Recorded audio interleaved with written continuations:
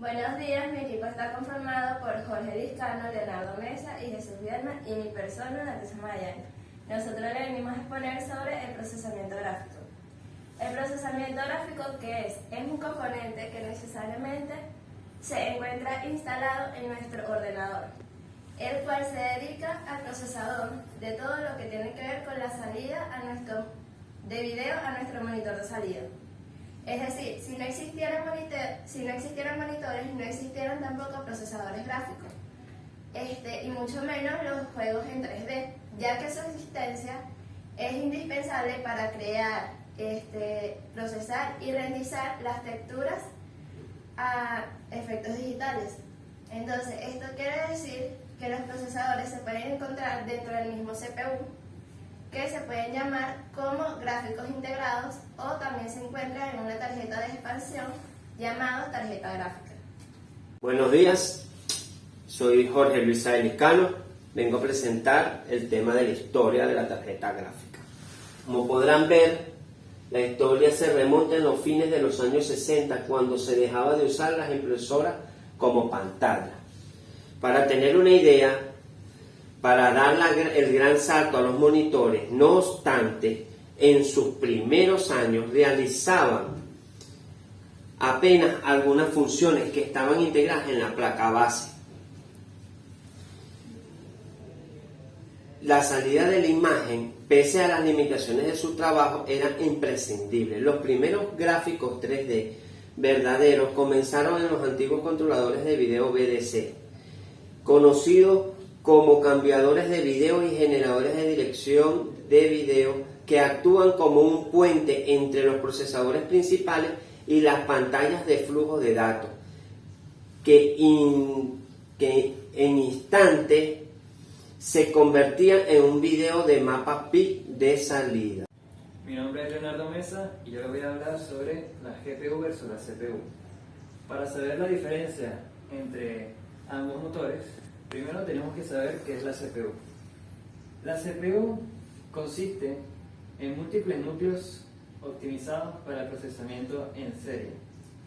Esta está diseñada específicamente para hacer procesos de varias índoles en general, mientras que la GPU está compuesta de miles de pequeños núcleos que trabajan en paralelo, lo que se traduce que cuando se le da una tarea específica, al compartirse esta tarea entre tantísimos núcleos, se obtiene un desempeño masivo, ideal para el procesamiento de gráficos.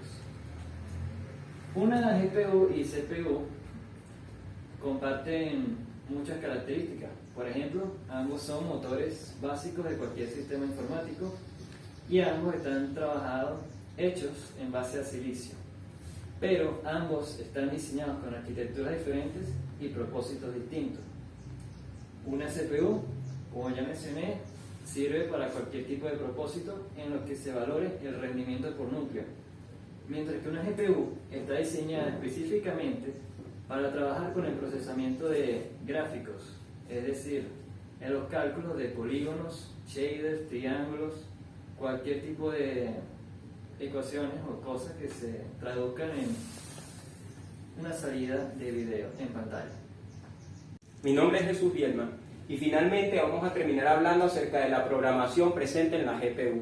¿Cómo fue que pasamos desde interfaces de línea de código o CLI, por sus siglas en inglés, a interfaces gráficas interfaces con una interfaz que presenta gráficos por pantalla, ya sea 2D o 3D?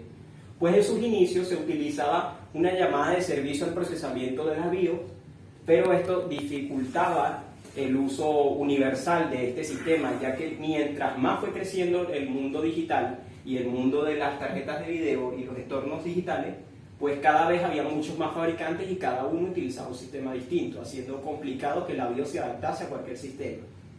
Por ello, tras esto se empezaron a utilizar lenguajes de tipo ensamblador, pero específico para cada marca y cada modelo de tarjeta de video, y esto obviamente no era universal, sino hasta la creación de las APIs, que es un lenguaje de integración de aplicaciones por interfaz. Entre ellas tenemos las librerías más utilizadas. La más antigua y más universal de todas es OpenGL, una librería de mostrar gráficos por pantalla tanto 2D como 3D de código abierto. Por sus siglas significa Open Graphic Language o lenguaje de abierto de procesamiento gráfico. Después de esto se inspiró Microsoft y desarrolló la librería de DirectX, y finalmente, recientemente, por allá del año 2015, se desarrolló la librería de Vulkan para trabajar con más gráficos de mayor requerimiento.